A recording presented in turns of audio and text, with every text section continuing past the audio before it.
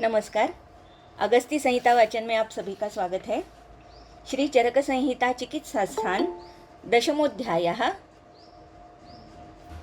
अथातो अपस्मार चिकित्सितं व्याख्यास्यामः इति स्माह भगवान आत्रेयः। तो उन्माद निदान और चिकित्सा ये दोनों हमने देखी है। तो शारीर और मानस दोषों के प्रकोप की वजह से उन्माद कैसे होता है ये हमने देखा है। तो उसी के बाद तुरंत अपस्मार ये व्याधि का भी वर्णन हमें मिलेगा, क्योंकि आदि उत्पत्तौ उन्मादेन सह उत्पन्नत्वात् उन्मादम अनु अपस्मार चिकित्सितम उच्यते। तो उन्माद के पश्चात अपस्मार चिकित्सा भी कह रहे हैं। स्मृते है अपगमम प्राहुः अपस्मारम भिषग्विदः तम प्रवेशम बिभत्स चेष्टम धी सत्व संप्लवात्। तो स्मृते है अपगमम, सबसे पहले हमें निरुक्ति बता रहे हैं कि अपस्मार की निरुक्ति क्या है। तो स्मृते है अपगमम प्राहुः अपस्मारम भिषग्विदः। तो जिसमें स्मृति का नाश है, अपगम है, उसे अपस्मार कहा जाता है। जिसमें तम प्रवेश है या विभत्स चेष्टा है, ये क्यों है? तो धी सत्व संप्लवात्, संप्लवात् यानी विकृतत्वात्। तो धी और सत्व की विकृति की वजह से आने वाला ये तम प्रवेश और विभत्स चेष्टा जिसमें है, उस व्याधि को हम अपस्मार कहेंगे। अभी यहाँ पर अपस्मार के बारे में यानी कि इसके निरुक्ति के बारे में सुश्रुत में ही कुछ इसी तरीके का वर्णन है, जैसे कि अपशब्दो गमनार्थ। यहाँ पर जैसे स्मृते है अपगमम कहा है, तो अपशब्द गमनार्थम स्मारः स्मरणम। तो स्मारो यस्मिन् रोगे सो अपस्मारः, यानी कि जिस व्याधि में स्मरण का नाश हुआ है, उस व्याधि को, या स्मृति का नाश हुआ है, उस व्याधि को हम अपस्मार कहेंगे। या जैसे कि अष्टांग हृदय में भी इसी तरीके की व्युत्पत्ति है, स्मृति अपायो ही अपस्मारः, यानी कि स्मृते है अपाय, अपाय का मतलब फिर से विनाश। तो जिस व्याधि में स्मृति का विनाश है स्पेशली, उसे हम कहेंगे अपस्मार। तो ये उन्माद और अपस्मार में ये थोड़ा सा भेद है। जैसे कि यहाँ पर स्पेशली स्मृति का नाश कहा गया है। अभी ये स्मृति का जो नाश है, हो सकता है कि ये टेम्पररी है, या जब वेगावस्था है तब उस वेगावस्था में सिर्फ ये स्मृति का नाश है। तो इस तरीके से जिस व्याधि में हमें स्मृति का नाश मिलेगा, फिर वो शॉर्ट टर्म मेमोरी लॉस होगा, लॉन्ग टर्म मेमोरी लॉस होगा, या सिर्फ वेगावस्था में मेमोरी लॉस होगा, तो जहाँ पर हमें मेमोरी लॉस ये स्पेशली लक्षण मिलता है, उस व्याधि को हम अपस्मार कह सकते हैं। इसके बाद जो है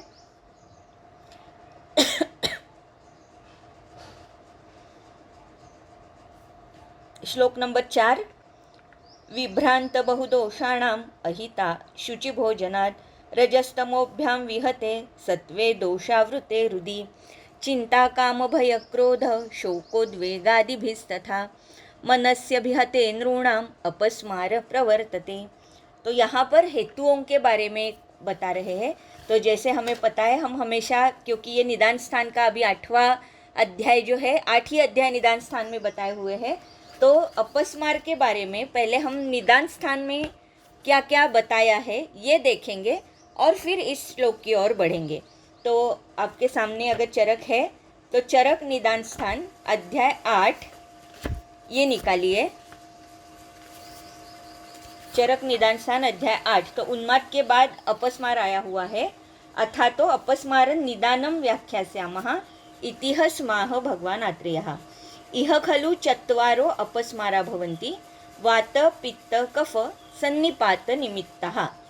तो 4 प्रकार के अपस्मारों के बारे में बताया है। वात, पित्त, कफ और सन्निपातिक, ऐसे 4 प्रकार के हैं। उन्माद में हमने देखा था कि निज और आगंतु, तो निज में 4 प्रकार थे और आगंतु एक अलग सा प्रकार बताया था। लेकिन अपस्मार में आगंतु ये प्रकार नहीं दिया है। चत्वार इति वचनम आगंतु संबंधे अपि अपस्मारणम चतुष्प्रतिपादनार्थम अपस्मारो ही न उन्मादवत स्वतंत्रेण आगंतुना क्रियते। तो अपस्मार में स्वतंत्र, यानी जैसे हम आगे अध्याय जाएगा तो वहाँ पर फिर से यही रेफरेंस आएगा कि आगंतु अपस्मार क्यों नहीं है। तो यहाँ पर ये कह रहे हैं कि उन्माद जैसे स्वतंत्र हेतुओं की वजह से आगंतु अपस्मार नहीं होता। तो निज ही सिर्फ प्रकार है और निज में भी 4 प्रकार है, वात पित्त कफ और सन्निपाती। श्लोक नंबर 4 निदान स्थान का। त एवं विधानां प्राणभृतां क्षिप्रम अभिनिर्वर्तन्ते तद्यथा रजस्तमोभ्याम उपहत चेतसाम उद्भ्रांत विषमजातानि वैषम्ययुक्तेन उपयोग विधान उपयुञ्जानानां तंत्रप्रयोगम अपि च विषमम् आचरताम् अन्याश्च शरीरचेष्टा विषमः समाचरतम् अत्योपक्षयाद्वा दोषः प्रकुपिता रजस्तमोभ्याम उपहत चेतसाम् अंतरात्मनः श्रेष्ठतमम् आयतनं हृदयम् उपसृत्य उपरि तिष्ठन्ते तथा इंद्रिय आयतनानि च तत्र च अवस्थिताः सन्तो यदा हृदयम् इंद्रिय आयतनानि चेरितः काम क्रोध भय लोभ मोह हर्ष शोक चिंता उद्वेगादिभिः सहसा अभिपूरयन्ति तदा जंतुः अपस्मरति। तो जैसे हमने देखा था कि उन्माद के पश्चात अपस्मार का तुरंत वर्णन क्यों है, तो उन्माद में भी हमने ये काम क्रोध भय लोभ मोह हर्ष शोक चिंता उद्वेग ये सारी चीज़ें देखी थी। ये हेतु स्वरूप कैसे हो जाते हैं, इसकी वजह से मनोवह स्रोतस की दुष्टि या मन की दुष्टि कैसे हो जाती है, इसके सारे रेफरेंसेस हमने देखे थे चरक शारीरस्थान अध्याय 1 से। तो वहाँ पर हमने देखा था कि हर एक शब्द का अर्थ भी क्या है और हर एक शब्द की वजह से, यानी कि हर एक ये जो हेतु है इसकी वजह से मन की जो चिंत्यम विचार्यम ये कर्म जो है या उनके विषय जो है ये कैसे उपहत हो जाते हैं, इनकी दुष्टि कैसे हो जाती है, इनके बारे में हमने उन्माद में देखा था। तो वही हेतुओं का संचय यहाँ पर भी है, काम क्रोध भय लोभ मोह हर्ष चिंता और उद्वेग। तो वही सारा का सारा हेतु संग्रह यहाँ पर भी है, लेकिन यहाँ थोड़ा सा फर्क क्या है, तो फर्क इतना ही है कि हृदयम उपसृत्य उपरि तिष्ठन्ते। तो यहाँ पर ये जो सारे दोष है इनका स्थान संश्रय कहाँ पर हो रहा है, तो हृदयम उपसृत्य। अभी यहाँ पर हृदयम उपसृत्य ये जब कह रहे हैं तब तथा इंद्रिय आयतनानि च ऐसे भी कह रहे हैं। तो इंद्रिय आयतनानि च ये जब शब्द आता है तो हमें ये समझ लेना चाहिए कि इंद्रिय आयतन कहाँ पर है, तो इंद्रिय आयतन इसका मतलब है शिर। तो ये जो हृदय के बारे में वर्णन कर रहे हैं, तो ये हृदय भी कैसा होना चाहिए, ये भी मस्तिष्क है या ये भी शिरस्थ हृदय, इसी के बारे में कह रहे हैं। तो इसीलिए यहाँ पर ये थोड़ा सा भिन्न फर्क है उन्माद का और अपस्मार का। तो अपस्मार में जो स्रोत दुष्ट हो रहा है या जहाँ पर स्थान संश्रय हो रहा है वो हृदय है। हृदय का मतलब मस्तिष्क है या शिरस्थ हृदय हम कह सकते हैं। तो जैसे चरक सिद्धिस्थान 9वें अध्याय में, तो 9वां अध्याय यानी कि त्रिमर्मीय जो अध्याय है त्रिमर्मीय सिद्धि, तो उसमें भी ये लिखा हुआ है कि शिरसी इंद्रियाणि इंद्रिय प्राणवहानी च स्रोतांसी सूर्यमिव गभस्तयः संश्रितानि। तो इसका मतलब है कि शिरस्थ हृदय जो है यही इंद्रियों का स्थान है और यहाँ पर उसी के बारे में ये कह रहे हैं। तो ये थोड़ा सा फर्क है उन्माद और अपस्मार में। तो यहाँ पर ये सारे रज और तम ये उपहत चेतस करते हैं, यानी कि रज और तम ये भी उन्माद जैसे सेम ही इनकी विकृति हो जाती है, इनका प्रकोप हो जाता है या इनकी दुष्टि हो जाती है कह सकते हैं। और उसकी वजह से सत्वगुण जो है ये कम होता है और रजतम की वृद्धि की वजह से शारीरिक दोषों के प्रकोप की वजह से ये सारे क्या करते हैं, तो हृदयम उपसृत्य हृदय की दुष्टि करते हैं। और जब काम क्रोध लोभ भय इन तरीकों के या इनका यानी ये हेतु सेवन अगर हो जाता है तो ये सारे जो दोष है या सारे जो दुष्टि हो चुकी है ये सारे क्या हो जाते हैं, उन्मार्गगामी हो जाते हैं और सारे शरीर में फैलकर फिर अपस्मार की उत्पत्ति हो जाती है। तो यहाँ पर ये थोड़ा सा फर्क है उन्माद और अपस्मार में। तो ये जो वेगावस्था है जब दोष फिर से अपने स्थान पर जाएंगे यानी कि फिर से हृदय में जाएंगे तब अपस्मार का जो वेग है वो कम हो जाता है। तो इस तरीके से अपस्मार में दोष ऑलरेडी प्रकोपित है, रजतमो ऑलरेडी प्रकोपित है, दुष्ट है, वो स्थान संश्रय हृदय में ले चुके हैं। वहाँ पर जाकर जब काम क्रोध लोभ भय ये हेतु हो जाएंगे तब ये हेतुओं की वजह से, ये ट्रिगरिंग पॉइंट है या निमित्त हेतु हम कह सकते हैं, इनकी वजह से जो दोषों का प्रकोप हो चुका है वो दोष उन्मार्गगामी हो जाते हैं, पूरे शरीर में फैल जाते हैं, और शरीर में फैलने की वजह से वहाँ पर अपस्मार का वेग उत्पन्न होता है। जबकि फिर से ये दोष अपने स्थान में आते हैं, यानी हृदय में आते हैं फिर से, तब ये वेग चला जाता है। इसलिए अपस्मार में हमें वेगावस्था दिखती है और अवेगावस्था भी हमें दिखाई देती है।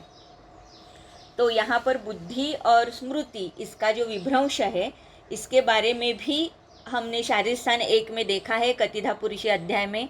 तो अगर आप चाहते हो तो फिर से वहाँ पर जाकर, यानी कि ये जो विभ्रंश है या भ्रंश है, स्मृति का भ्रंश है या बुद्धि का भ्रंश है, तो संप्लव इसका मतलब है विकृति, और विकृति का मतलब यहाँ पर हमें लेना चाहिए कि सत्व विकृति या बुद्धि विभ्रंश या स्मृति का विभ्रंश। तो स्मृति विभ्रंश और बुद्धि विभ्रंश, इसका रेफरेंस आप चरक शारीर स्थान अध्याय 1 में श्लोक नंबर 101 और 99 यहाँ पर जाकर फिर से देख सकते हो। तो बुद्धि भ्रंश यानी क्या है? तो विषम अभिनिवेशो यो नित्यानित्य हिताहिते ज्ञेयः स बुद्धिभ्रंशः समम बुद्धिर्हि पश्यति।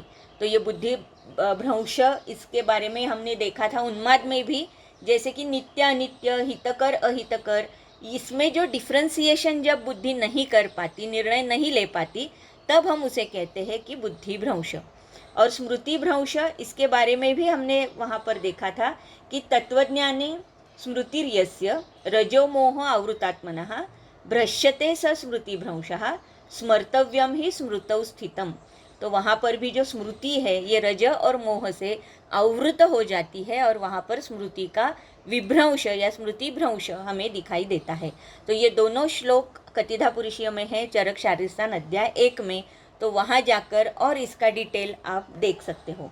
तो यहाँ पर इतना तो हमें समझ लेना चाहिए कि बुद्धि का भ्रंश है, स्मृति का भ्रंश है, सत्व का विभ्रंश है, जिसकी वजह से हृदय यानी कि मस्तिष्क या शिरस्थ हृदय जो है, इसकी विकृति हो जाती है, वहाँ दोषों का स्थान संश्रय हो जाता है। और जब कामक्रोधादि हेतु हो जाते हैं तो उसकी वजह से दोषों का उन्मार्ग गमन हो जाता है, और उन्मार्ग गमन होने की वजह से हमें अपस्मार की वेगावस्था दिखाई देती है। इसके बाद जो है, तो इसका मतलब है कि जब अवेगावस्था है तो दोष लीन हो चुके हैं, ये हृदयस्थ दोष है ही तभी भी। इसका मतलब सिर्फ वेगावस्था में हमें चिकित्सा करनी है ऐसा नहीं है, अवेगावस्था में भी हमें चिकित्सा करनी है, ताकि ये जो लीनावस्था में दोष है ये दोषों का शमन हो जाए। तो उसके बाद श्लोक नंबर 5 निदान स्थान का, अपस्मारम पुनः स्मृति बुद्धि सत्व संप्लवात् बिभत्स चेष्टाम अवस्थिकम तम प्रवेशम आचक्षते। तो यहाँ पर स्मृति, बुद्धि और सत्व का संप्लव, या अभी मैंने जैसे कहा कि ये संप्लव होने की वजह से या भ्रंश होने की वजह से ये सारे लक्षण उत्पन्न हो जाते हैं। और बिभत्स चेष्टा ये अवस्थिक होती है, सिर्फ जब वेगावस्था है तब बिभत्स चेष्टा वो रुग्ण करता है। और तम प्रवेशम आचक्षते, और तम प्रवेश भी जो है ये सिर्फ वेगावस्था में आता है। अपस्मार का यानी कि अवेगावस्था जब है तब भी रुग्ण बिभत्स चेष्टा करता है, ऐसे नहीं होता, जो कि उन्माद में हमें दिखाई देता है कि उन्माद में थ्रू आउट पेशेंट हमेशा बिभत्स चेष्टा करता रहता है। ये जो भी उसके लक्षण हैं वो हमें थ्रू आउट दिखते हैं, लेकिन अपस्मार में सिर्फ वेगावस्था में ये लक्षण सारे हमें दिखाई देते हैं। तो संप्लवात इति विकृति गमनात्, ये अभी मैंने आपको कहा, बिभत्सा फेन वमनांग भंगादि रूपा चेष्टा यस्मिन तद बिभत्स चेष्टम। तो बिभत्स चेष्टा का मतलब है कि फेन, मुख से फेन आना या वमन होना या अंग की जो विकृतियाँ है वो उत्पन्न होना, ये सारी जो चेष्टाएं है इसे बिभत्स चेष्टा कहा गया है। और अवस्थिकम तम प्रवेशमिति कदाचित तम प्रवेशम, तम प्रवेशो अज्ञान साधर्म्यात्। तो यहाँ पर तम प्रवेश ये जो कहा है, तो अर्थात रुग्ण के आँखों के सामने तम प्रवेश होना ये एक अर्थ है, और दूसरा अर्थ है अज्ञान सामर्थ्यात्, क्योंकि अज्ञान साधर्म्यात्, क्योंकि जब तम प्रवेश हो जाता है तो उसे कोई ज्ञान नहीं होता, इसीलिए तो बुद्धि भ्रंश हो जाता है, उसे कोई स्मृति नहीं रहती, इसीलिए तो स्मृति भ्रंश हम कहते हैं। तो इसका मतलब है कि कोई ज्ञान की प्राप्ति नहीं होती, क्या चल रहा है ये नहीं समझ में आता, इसीलिए तम प्रवेश उससे भी कहा जाता है। तो तम प्रवेश का मतलब अंधेरी आना, ये तो एक अर्थ है ही, और उसके साथ साथ अज्ञान सामर्थ्यात, ज्ञान का कोई भी यानी कि ज्ञान उसे कुछ भी नहीं होता, इसीलिए अज्ञान साधर्म्य है, इसीलिए भी इसे तम प्रवेश कहा जाता है। तो अपस्मार वेगवान ही तम प्रवेश इव न किंचित बुध्यते। तो अपस्मार की जब वेगावस्था है तभी ये सारे लक्षण दिखाई देते हैं। तो तस्यमानी पूर्व रूपाणी भवन्ति तद यथा भ्रूव्युदासः सततम अक्ष्णो वैकृतम अशब्द श्रवणम। तो ये सारे पूर्व रूप है कि आँखों के या हमेशा कुछ एक विकृत चलन वलन वहाँ पर दिखाई देंगे, या भ्रू टेढ़ा मेढ़ा होना, ऐसे कुछ लक्षण दिखाई देते हैं। तो ये कब दिखाई देंगे? जैसे कि वेगावस्था उत्पन्न होने वाली है तो उसके पहले हमें ये सारे लक्षण मिलते हैं। या अशब्द श्रवणम, जो शब्द नहीं है वो भी उसे सुनाई देता है। लाला सिंघाण प्रश्रवणम, लाला स्राव या सिंघाण का स्राव होता है।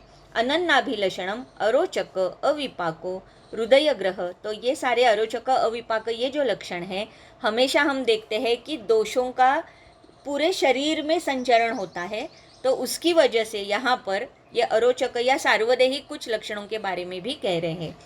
कुक्षे है आटोपो, दौर्बल्यम, अस्थिभेदो, अंगमर्दो, मोहस्तमसो दर्शनम, मूर्छा, भ्रमश्च अभीक्ष्णम स्वप्ने च, मद, नर्तन, व्यधन, व्यथन, वेपन, पतनादीनी इति। तो इसका मतलब है कि स्वप्न में भी इस प्रकार के कुछ लक्षण आ जाते हैं, और जिसके ये सारे कैसे हैं कि पूर्व रूप है। तो अगर यही सारे के सारे पूर्व रूप रूपावस्था में कन्वर्ट हो जाते हैं तो उसे हम असाध्य कहेंगे। तो इसीलिए यहाँ पर स्वप्न दर्शन के बारे में भी कुछ कह रहे हैं, जैसे हमने इंद्रिय स्थान में देखा था। तो पूर्व रूपावस्था में जैसे सुश्रुत में भी बहुत सारे रेफरेंसेस आए हैं कि पूर्व रूपावस्था में रुत्कंप, शून्यता, स्वेदो, ध्यानम, मूर्छा, प्रमूढ़ता, निद्रा, नाशश्च तस्मिंस्तु भविष्यति भवन्ति अथाह। इस तरीके से लक्षण आ रहे हैं कि रुत्कंप है, वहाँ पर शून्यता है। तो ये बहुत लक्षण जो है, ये सारे लक्षण जो है, ये बहुत सारे वेगावस्था के तुरंत पहले उत्पन्न हो रहे हैं ऐसे दिखाई दे रहा है। तो शून्यता, रुत्कंप शून्यता, तो ये शून्यता रुत शून्यता भी हम कह सकते हैं। स्वेद प्रवर्तन हो जाता है। अगर आपने अपस्मार का रुग्ण कभी देखा है, यानी कि जब उसे अपस्मार का वेग आ रहा है तो वेग के तुरंत पहले अगर आपने कभी देखा है तो वहाँ पर भ्रूशस्वेद प्रवर्तन दिखाई देता है। और जैसे कि रुत्कंप या पाल्पिटेशन, वो रुग्ण कहता है कि पाल्पिटेशन हो रहा है और बहुत उसे स्वेद आता है। ये लक्षण अगर आपने कभी अपस्मार का रुग्ण देखा है वेगावस्था के तुरंत पहले, तो ये सारे लक्षण वहाँ पर हमें दिखाई देते हैं। या प्रमूढ़ता, इस तरीके का लक्षण भी वहाँ पर दिखाई देता है। या निद्रानाश, अभी ये निद्रानाश जो है तो ये तुरंत पहले नहीं है, लेकिन जो अपस्मार का रुग्ण है तो हो सकता है कि वेगावस्था के पहले 1-2 दिन उसे पूरी तरह से निद्रानाश उत्पन्न हुआ हो। तो इस तरीके के लक्षण अगर आते हैं वहाँ पर तो हमें समझ में आता है कि अभी अपस्मार की वेगावस्था उत्पन्न होने वाली है। श्लोक नंबर 8 में से अभी यहाँ पर ये रूपावस्था के बारे में कह रहे हैं। तो वात प्रधान या वातज, पित्तज और कफज और सन्निपातिक, ऐसे लक्षणों के बारे में अभी यहाँ पर बता रहे हैं। तो श्लोक नंबर 8 में से पहला जो वातज अपस्मार है, तत्र इदम अपस्मार विशेष विज्ञानम भवति तद यथा अभीक्ष्णम अपस्मरंतम क्षणेन संज्ञां प्रतिलभमानम। तो यहाँ पर ये वातज अपस्मार है जिसकी वजह से अभीक्ष्णम यानी कि सतत, अपस्मरंतम सतत वेगावस्था उत्पन्न होती है, हर थोड़ी देर के बाद वेगावस्था उत्पन्न होती है।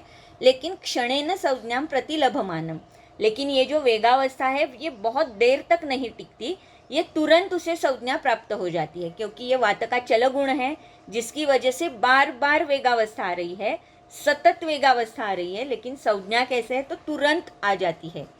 उत्पिंडित अक्षम असामना विलपंतम, तो इसका मतलब है आँखें भी कैसी है तो वो टेढ़ी मेढ़ी या ऊपर की ओर ऐसे दिखाई देती है। और असामना विलपंतम, इसका मतलब है कि वो बहुत जोर जोर से चिल्लाता है या बोलता है। उन्वमंतम फेनम, और मुख से जो फेन है वो वहाँ पर दिखाई देता है।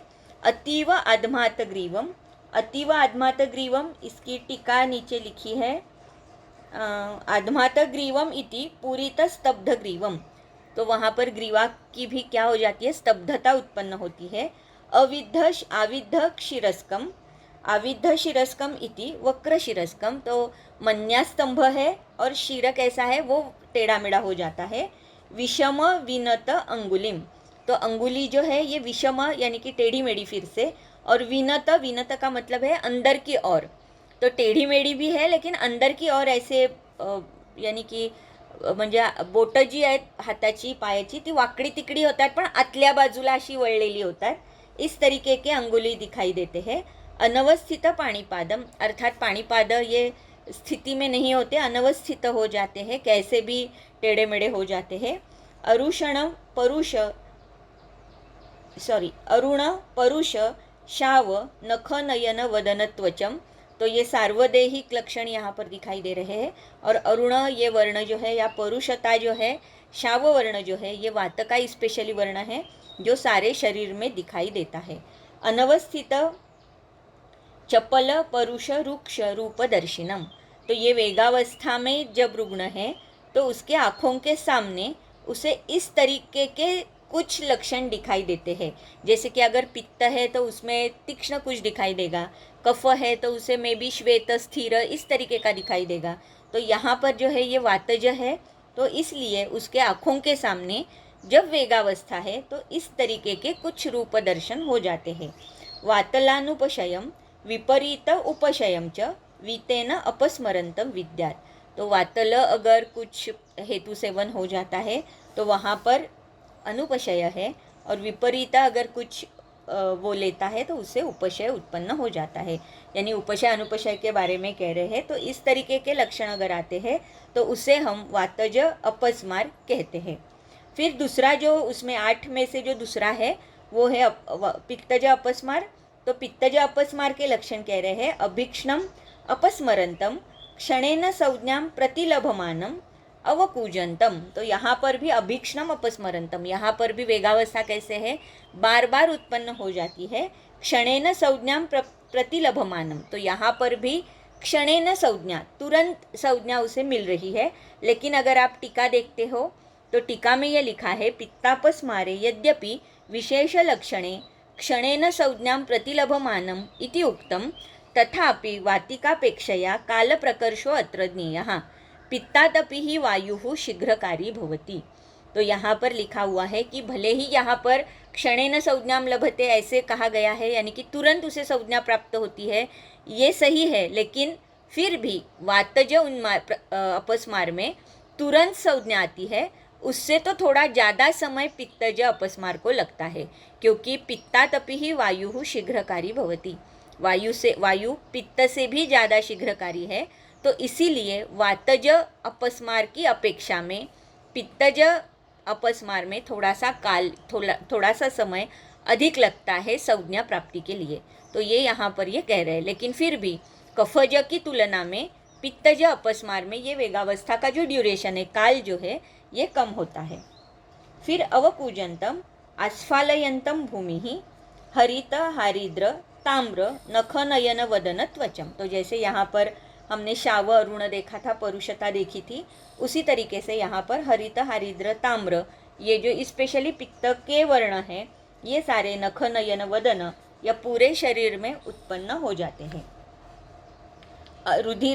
रुधिरोक्षितोग्र भैरव दीप्त ऋषित रूपदर्शिनम पित्तल अनुपशयम विपरीत उपशयम च पित्तेन अपस्मरंतम विद्यात, तो यहाँ पर जैसे कि हमने वात में देखा था कि आँखों के सामने जब वेगावस्था है तो कौन से लक्षण दिखाई देंगे, तो वहाँ पर जैसे हमने देखा था कि अनवस्थित चपल परुष रुक्ष रूपदर्शिनम, उसी तरीके से यहाँ पर रुधिर उक्षित उग्र भैरव दीप्त ऋषित रूपदर्शिनम, तो हर एक शब्द का आप शब्दकोश में टीका देखिए या उसका अर्थ देखिए, लेकिन उग्र स्वरूप में या तीक्ष्ण स्वरूप में कुछ ना कुछ आँखों के सामने दिखाई दे रहा है, ये तो यहाँ से क्लियर है। लेकिन उग्र का मतलब है हिंसक और भैरव का मतलब है अहिंसकम अपि भयजनकम, स्मशान आदि, आदीप्तम ज्वलितम। तो इस तरीके से यानी कि ज्वलनशील कुछ दिखाई दे रहा है, या भयंकर कुछ दिखाई दे रहा है, या उग्र हिंसक कुछ दिखाई दे रहा है। इस तरीके के ये जो सारे पित्त के उष्ण तीक्ष्ण गुण की वजह से आने वाले जो रूप है, ये सारे रूप उसे आँखों के सामने उत्पन्न हो जाते हैं। और पित्तल अगर कुछ हेतु सेवन होता है तो उससे अनुपशय है, और विपरीत अगर कुछ वो लेता है या चिकित्सा हो जाती है तो उसकी वजह से उसे उपशय मिलता है। ये पित्तज अपस्मार के सारे लक्षण हैं। फिर है कफज अपस्मार। चिराद अपस्मरंतम, चिराच्च संज्ञां प्रतिलभमानम, पतंतम, अनति विकृत चेष्टम। तो यहाँ पर चिराद अपस्मरंतम यानी कि ये जो वेगावस्था है ये चिरकाल के बाद उत्पन्न होगी, यानी कि वारंवार। जैसे वात में तो वारंवार उत्पन्न होगी, वातज में हो सकता है कि दिन में भी 4-5 बार ये अपस्मार का वेग हो, लेकिन कफज अपस्मार में ये चिरात आ जाता है। हो सकता है कि 1 वीक के बाद, 15 दिन के बाद, 1 महीने के बाद, इस तरीके का बीच का जो ड्यूरेशन है ये बहुत लंबा हो सकता है। चिराच्च संज्ञां प्रतिलभमानम, और संज्ञा की जो प्राप्ति है उस रुग्ण को वो भी कैसे हो जाती है, चिरात हो जाती है, क्योंकि स्थिर ये जो गुण है, ये कफ का गुण है, इसकी वजह से ये जो चिरात संज्ञां प्रतिलभमानम, इस तरीके का लक्षण कफज उन्माद में उत्पन्न होता है। पतंतम, अनति विकृत चेष्टम। तो यहाँ पर जो है अनति विकृत चेष्टम, बहुत विकृत चेष्टा नहीं होती, वो वैसे ही पड़ा रहता है जब वो वेगावस्था में आता है।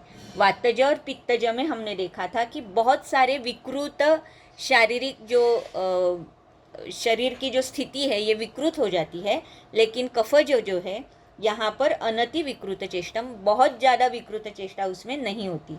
लालाम उद्वमंतम, और यहाँ पर वातज में हमने जैसे देखा था कि फेन था, क्योंकि तनु ये जो गुण है ये वात का है, तो इसकी वजह से फेन की उत्पत्ति वमन के स्वरूप में या मुख के स्त्राव के स्वरूप में वहाँ पर दिखाई दे रही थी, लेकिन यहाँ पर कफ में स्पेशली लाला स्त्राव उत्पन्न होता है। शुक्ल नख नयन वदन त्वचम, सार्वदेहिक जो लक्षण है उसमें शुक्लता या श्वेत वर्ण उत्पन्न होता है।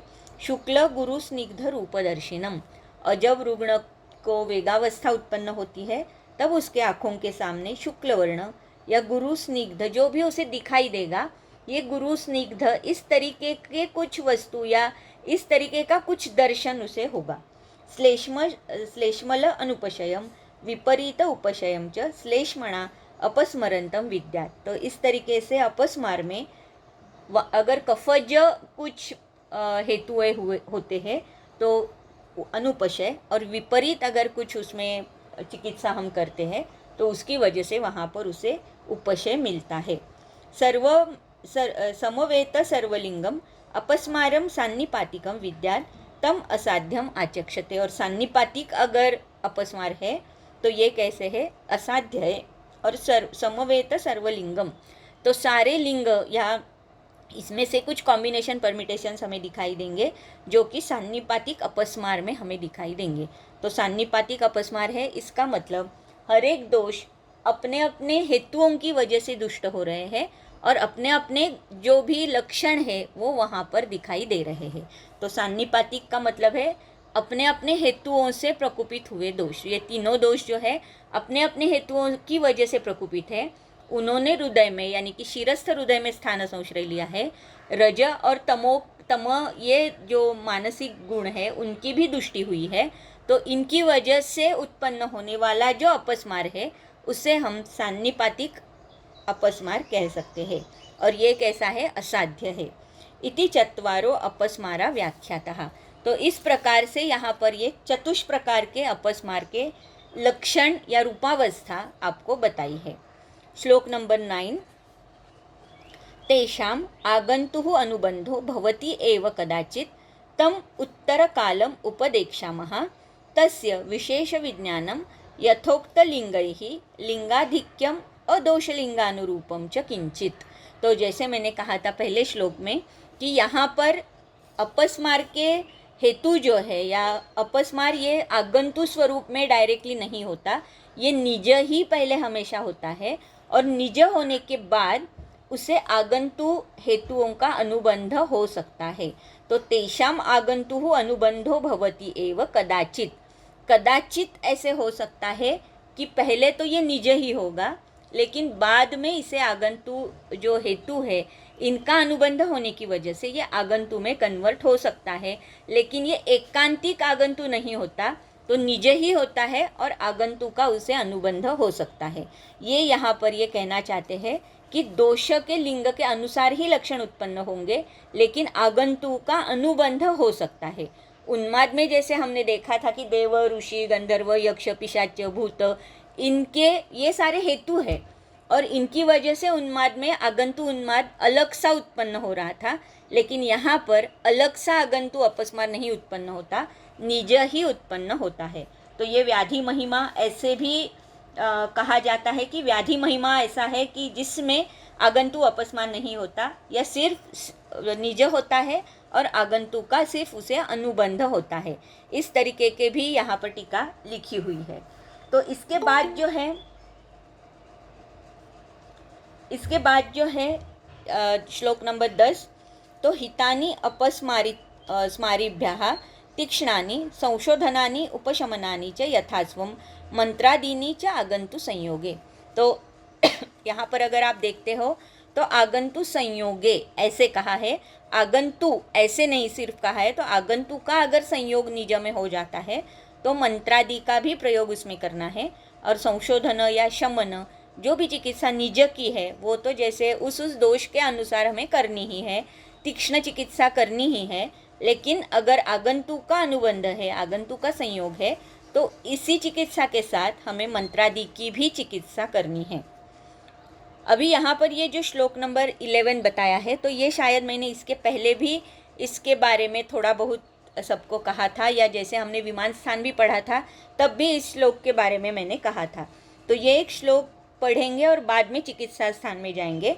तस्मिन् ही दक्षाध्वर ध्वंसे देहिनां नानादिक्षु विद्रवताम् अभिद्रवण तरण धावन प्लवन लंघनाद्यैः देहविक्षोभणैः पूरा गुल्मोत्पत्ति ही अभूत। तो यहाँ पर जैसे है कि अभी ये लास्ट का अध्याय है अपस्मार निदान स्थान का, तो यहाँ पर ये कह रहे हैं कि ये 8 व्याधि क्रमशः कैसे उत्पन्न हुए।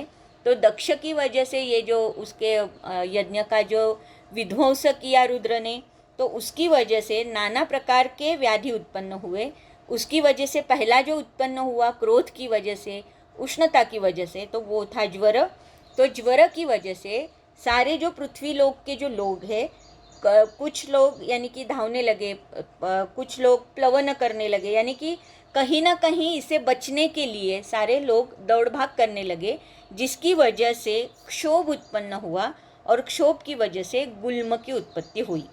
हविष प्राशात प्रमेह कुष्ठानाम, तो जैसे कि अभी हम क्वारंटाइन हो जाते हैं, उसी तरीके से जब ज्वर की उत्पत्ति हुई, तो ज्वर की उत्पत्ति के बाद जैसे कि लोग घर में ही बैठे रहे, घबरा गए, बाहर उस काम वाम जो भी कुछ था वो नहीं कर रहे थे, और हविष प्राशाद जो भी गुरु पदार्थों का सेवन था। और ये सारा हमने अभी ये 2 साल में देखा भी है कि कोरोना के काल में हम सारे लोग घर में ही बैठे थे, तो घर में ही बहुत सारे यानी कि ब्रेड से लेकर चाइनीज़ कॉन्टिनेंटल सारे पदार्थ, सारे ये जो टेस्ट है हमने की है ये 2 साल में।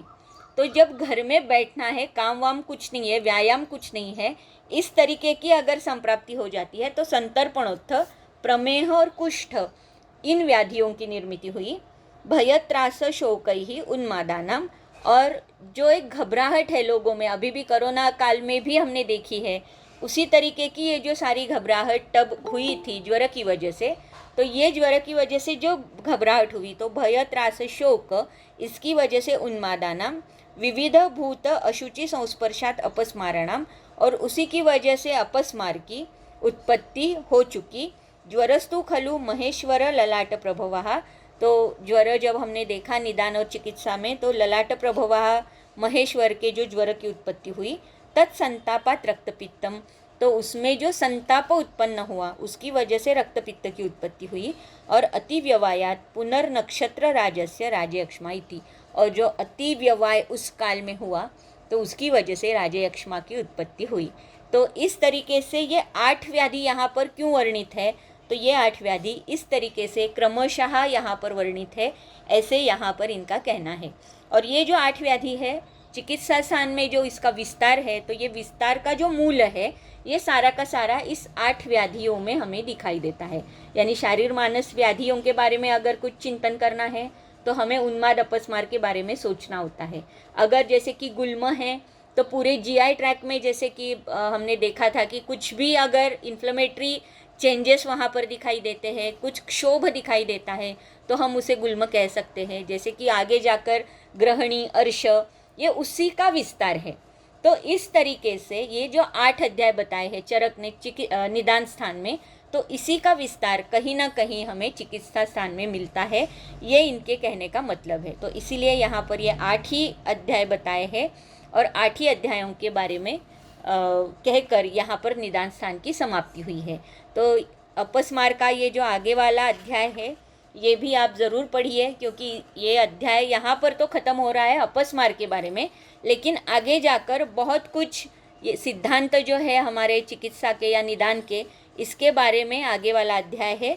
तो ये अध्याय तो अभी हम नहीं पढ़ेंगे, लेकिन आप ज़रूर पढ़ना, क्योंकि इसके बाद जैसे कि एक रोग दूसरे रोग का निदान कैसे होता है और यानी कि उपद्रव कैसे उत्पन्न हो जाते हैं, हम चिकित्सा किसे कह सकते हैं, चिकित्सा करने के बाद रोगों का उपशय कैसे हो जाता है, तो इस तरीके से जो हमारे चिकित्सा सिद्धांत है, तो चिकित्सा सिद्धांतों के बारे में इसके आगे वाला जो पूरा अध्याय है, यानी कि अभी तो हम 11th पे है, लेकिन टोटल अध्याय 44 तक है।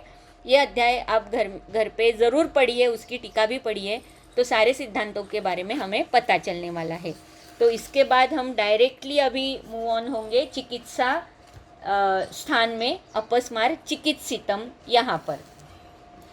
तो जैसे हमने श्लोक नंबर 3 देखा था, उसमें व्युत्पत्ति देखी थी, चरक, सुश्रुत और वाग्भट तीनों ने अपस्मार इस शब्द की व्युत्पत्ति कैसे लिखी है ये भी हमने देखा। उसके बाद श्लोक नंबर 4 और 5, तो इसी का वर्णन अभी हमने संप्राप्ति में निदान स्थान में देखा, लेकिन फिर से मैं एक बार पढ़ती हूँ कि विभ्रांत बहुदोषाणाम अहित अशुचि भोजनात्, ये हेतुओं के बारे में कह रहे हैं कि अहितकर अन्नपान, ये तो हमें पता है कि विषमाशन है, अध्यशन है या आहार विधि विशेषायतन जो है, इसका पालन न करते हुए जो लिया हुआ अन्न है यह अहितकारक अन्नपान है। अशुचि भोजनात्, अशुचि भोजनात् तो अभी बहुत बार हम सारे लोग करते हैं, जैसे कि हाथ न धोकर खाना खाना, जैसे स्ट्रीट फूड हम खाते हैं, भले ही हम घर से ही वहाँ खाने के लिए गए हैं, लेकिन बीच में हमारे हाथ में क्या क्या लगा हुआ रहता है, हम गाड़ी चलाते हुए 2 व्हीलर पे जाते हैं या 4 व्हीलर पे जाते हैं, मोबाइल हमारे हाथ में रहता है, तो ये सारी जो चीज़ें हैं जो अशुचि ही है। मोबाइल तो मैक्सिमम ऐसा है कि उसे मैक्सिमम यानी कि अशौच जो है ये मोबाइल को होता है, क्योंकि मोबाइल हमेशा हमारे हाथ में होता है। मोबाइल हम टेबल पे रखते हैं, कहीं पर भी रखते हैं, तो उसे ये जो रज या ये सारी जो चीज़ें हैं ये मोबाइल पे लगी हुई रहती है और वही हमारे हाथ में होता है और फिर उसे ही लेकर हम खाना खाते हैं। तो अशुचि जब हम कहते हैं तो अशुचि का मतलब हमेशा ऐसा नहीं है कि वो उस अन्न में ही कुछ मिक्स है, वो अन्न भले ही अच्छा है, लेकिन जो हम खाते हैं तो हमारे हाथ भी कैसे हो सकते हैं, तो अशुचि हो सकते हैं। या जैसे अभी घर में टॉयलेट बाथरूम होता है, तो बहुत बार ऐसे होता है कि किचन के सामने ही तुरंत टॉयलेट बाथरूम होता है, तो ये भी एक प्रकार का अशुचि भोजनात्, इसी तरीके का वर्णन यहाँ पर आया है। तो हाथ गंदे होना या डिश गंदी होना या पदार्थ ही उसी में कुछ मिलावट होना, या जैसे मैंने अभी टॉयलेट बाथरूम का उदाहरण दिया, या बाहर से आने के बाद हम जैसे कि हॉल में बैठकर खाना खाते हैं, सोफे पे बैठकर खाना खाते हैं, जहाँ पर रज का प्रादुर्भाव होता है, इस तरीके का भी खाना खाना, तो ये सारा अशुचि भोजन में ही आता है। रजस्तमोभ्याम विहते सत्वे दोषावृत्ति रुधि, तो यहाँ पर जो रज और तमो की जो विकृति है ये सत्वों को विहत, हत का मतलब होता है एक्चुअली हनन, तो ये कैसे है कि ये हनन करता है सत्व को या कम करता है, और दोषावृत्ति स्थिति, और दोषों का जो आवरण है ये हृदय के ऊपर आ जाता है। तो यहाँ पर हृदय यानी कि शिरस्य हृदय कैसे लेना है, वो इंद्रियों का आयतन कैसे है, ये हमने निदान स्थान में देखा है।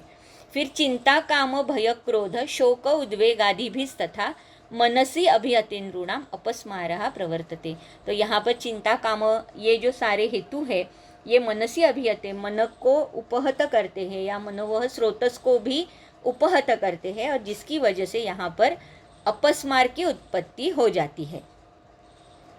इसके बाद यानी कि यहाँ पर जो विभ्रांत विभ्रांत ये जो शब्द आया है यहाँ पर, चिंता काम भय क्रोध उद्वेगादिभिस्तथा मनसी अभिहते, इसके पहले विभ्रांत बहुदोषाणाम अहिता अशुचि भोजनात्। तो विभ्रांत ये जो शब्द है इसकी टीका आप नीचे देख सकते हो कि विभ्रांता उन्मार्गगामिनो बहवश्च दोषा येषाम तेषाम विभ्रांत बहुदोषाणाम।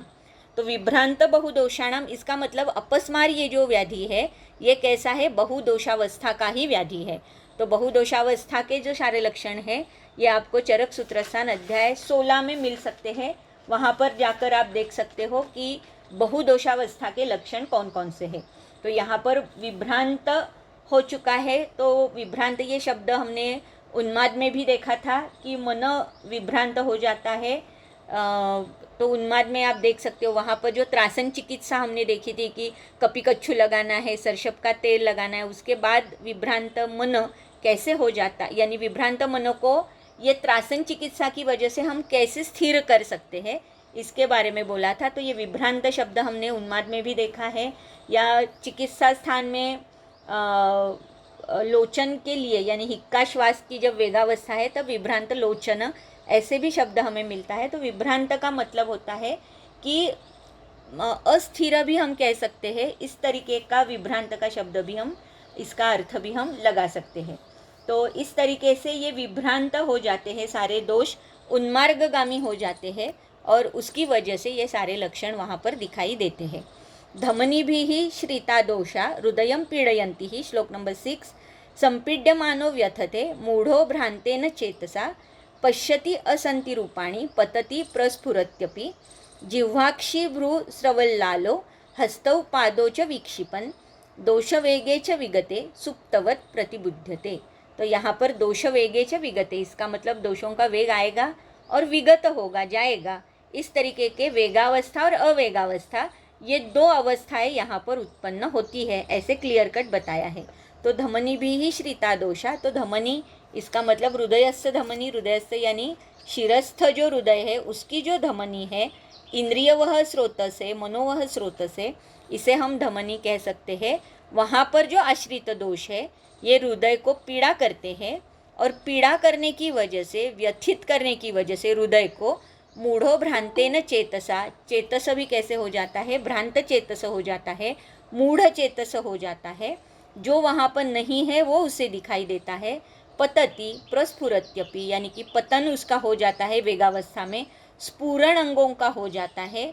जिह्वा अक्षी भ्रू स्रवल लालो हस्तौ पादच विक्षिपन, हस्तपाद के अलग अलग विक्षेप कैसे हो जाते हैं, टेढ़े मेढ़े हस्तपाद या उंगली कैसे हो जाती है, ये निदान स्थान में हमने देखा है। जिह्वा और भ्रू अक्षी इसका भी टेढ़ा मेढ़ा हो जाता है। लालास्त्राव मुख से होता है। दोष वेगे च विगते, दोष वेग जब आता है तब ये सारे लक्षण उत्पन्न होते हैं और विगत जब हो जाता है तब वो सुप्तवत प्रतिबुध्यते, वो सुप्त होकर वैसे ही पड़ा रहता है अवेगावस्था में। तो इस तरीके से ये सामान्य रूप है। पहले अब उसकी हेतु बताए, हेतु के बाद उसकी संप्राप्ति बताई, संप्राप्ति के बाद उसके सामान्य लक्षण बताए। तो ये सामान्य लक्षण जो है, रूपावस्था जो है, ये रूपावस्था सुश्रुत में भी बहुत अच्छे से बताई है कि संज्ञावहेषु स्रोतस्सु दोष व्याप्तेषु मानवः रजस्तम परितेषु मूढ़ो भ्रांतेन चेतसा।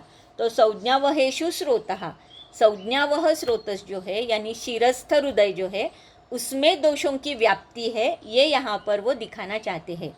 तो मैं भी इसीलिए ये श्लोक पढ़ रही हूँ कि धमनी भी ही श्रिता दोषा, ये जो चरक ने बताया है। तो ये धमनी कौन सी धमनी है, तो संज्ञावहेषु स्रोतः, क्योंकि विमान स्थान में हमने देखा कि धमनी ये एक पर्याय शब्द आया हुआ है स्रोतस के लिए, तो इसीलिए धमनी भी ही श्रिता दोषा, इसका मतलब कि संज्ञावह स्रोतस में जो दोष व्याप्त है उसकी वजह से रजस्तम परितेषु मूढ़ो भ्रांतेन चेतसा। तो रजतम की वजह से ये जो परित है, संज्ञावह स्रोतस को जिसने आवरित किया हुआ है, उसकी वजह से स्मृति भ्रंश है, बुद्धि भ्रंश है, सत्व भ्रंश है, और उसकी वजह से चेतस जो है ये कैसे हो जाता है, मूढ़ हो जाता है।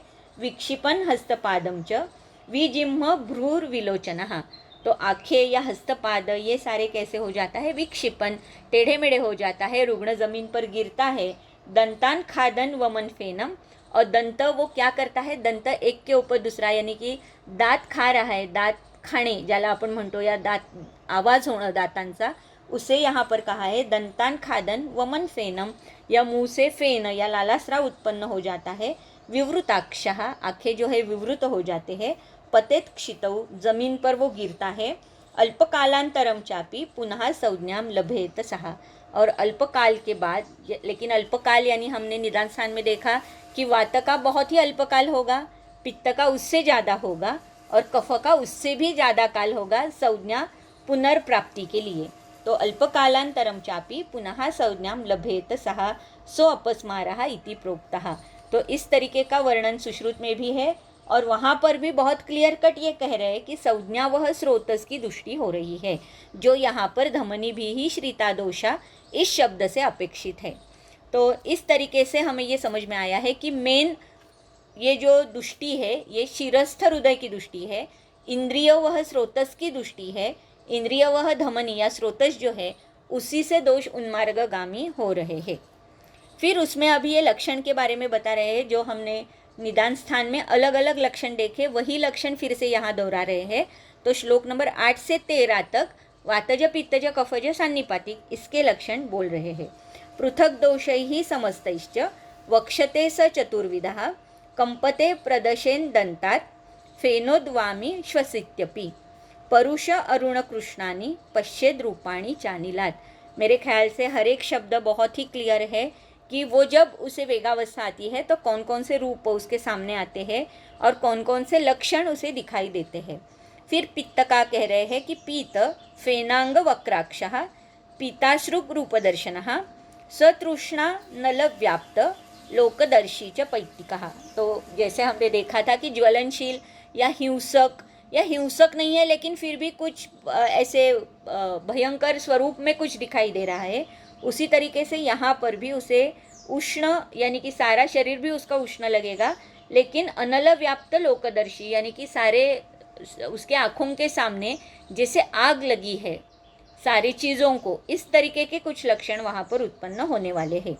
शुक्ल फेनांग वक्राक्षः शीतो दृष्टांग जो गुरुः पश्यन शुक्लानि रूपाणी श्लैष्मिको मुच्यते चिरात।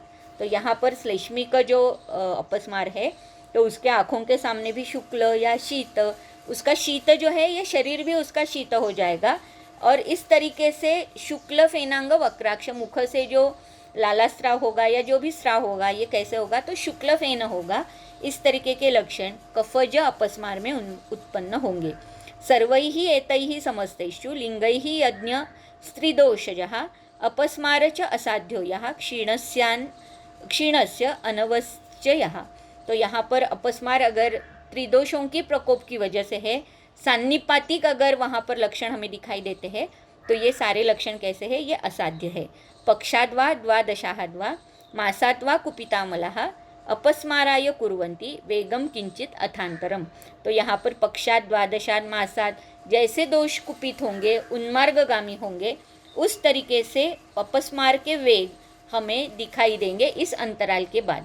तो हो सकता है कभी 15 दिन के बाद, महीने के बाद, या 10-12 दिन के बाद, या दिन में बहुत बार, इस तरीके के जब जब दोष कुपित होंगे तब तक ये अपस्मार के जो वेग है वो हमें दिखाई देंगे। तो उसके बाद जो है श्लोक नंबर 15 से लेकर फिर आगे, तो ये 15वां श्लोक हम पढ़ते हैं क्योंकि ये चिकित्सा सूत्र का श्लोक है, और ये पढ़ने के बाद आज के लिए हम यहीं रुकते हैं क्योंकि फिर चिकित्सा ही स्टार्ट हो रही है। तो आज निदान पूरा करके फिर हम इसके बाद जो है चिकित्सा देखेंगे कल। तो इसीलिए अब हम ये श्लोक पढ़ते हैं और आज के लिए यहीं पे रुकते हैं। तो तैहि आवृतानां रुत्स्रोतो मनसां संप्रबोधनम तीक्ष्णैः आदौ भिषक् कुर्यात् कर्मभिर्वमनादिभिः वातिकं बस्ति भूयिष्ठैः पैत्तं प्रायो विरेचनैः श्लैष्मिकं वमनप्रायैः अपस्मारम उपाचरेत। तो इस तरीके से ये जो आवृत दोष है, मन के ऊपर आवरण है, या शिरस्थ हृदय के ऊपर ये जो आवरण है, तो मन के संप्रबोधन के लिए तीक्ष्ण चिकित्सा यहाँ पर करने के लिए कह रहे हैं ये तीक्ष्ण चिकित्सा हमने उन्माद में भी देखी थी, लेकिन तीक्ष्ण चिकित्सा के साथ साथ उन्माद में हमने त्रासन चिकित्सा का महत्व बहुत देखा था, क्योंकि विभ्रांत चेतस वहाँ पर जो है, ये विभ्रांत चेतस उसे स्थिरत्व प्राप्त होने के लिए या संज्ञा प्रबोधन करने के लिए वहाँ पर तीक्ष्ण चिकित्सा के साथ साथ हमने त्रासन चिकित्सा भी देखी थी। लेकिन यहाँ पर जो है स्पेशली तीक्ष्ण चिकित्सा करने के लिए बोला गया है, यहाँ पर त्रासन चिकित्सा के बारे में कहीं पर भी वर्णन नहीं है। तो स्पेशली तीक्ष्ण चिकित्सा, क्योंकि दोष जो है ये दोष हृदयस्थ है, स्थान संश्रय वहाँ पर कर चुके हैं, और मन को संप्रबोधन करने के लिए तीक्ष्ण चिकित्सा से ये दोष, क्योंकि बहुदोषावस्था है, और बहुदोषावस्था की चिकित्सा क्या है ये हमने सूत्रस्थान 16 में देखा है कि वहाँ पर संशोधन ये पहली चिकित्सा बताई है। तो इसीलिए यहाँ पर भी भिषक कुर्यात कर्म भी वमनादि भी, पहले वमनादि कर्म करने के लिए कहा गया है और बाद में शमन चिकित्सा करने के लिए कहा है। तो वातिकम बस्ति भूयिष्ठै पैत्तम प्रायो विरेचनैः श्लैष्मिकम वमन प्रायैः अपस्मारम उपाचरेत। तो यहाँ पर वातिक बस्ति भूयिष्ठैः ये जब कह रहे हैं तो अर्थात इसका मतलब है कि पहले यहाँ पर शोधन करना है और फिर बाद में शमन के लिए फिर यापन या बाकी के जो बस्ती आए हुए हैं इसका प्रयोग हम कर सकते हैं। लेकिन पहली जो चिकित्सा है, ये पहली चिकित्सा कैसे होनी चाहिए? शोधन चिकित्सा होनी चाहिए, ये तीक्ष्ण चिकित्सा होनी चाहिए। तो इस तरीके से ये श्लोक पढ़ने के बाद आज के लिए हम यहीं पे रुकते हैं। बहुत बहुत धन्यवाद, और फिर कल हम चिकित्सा देखेंगे।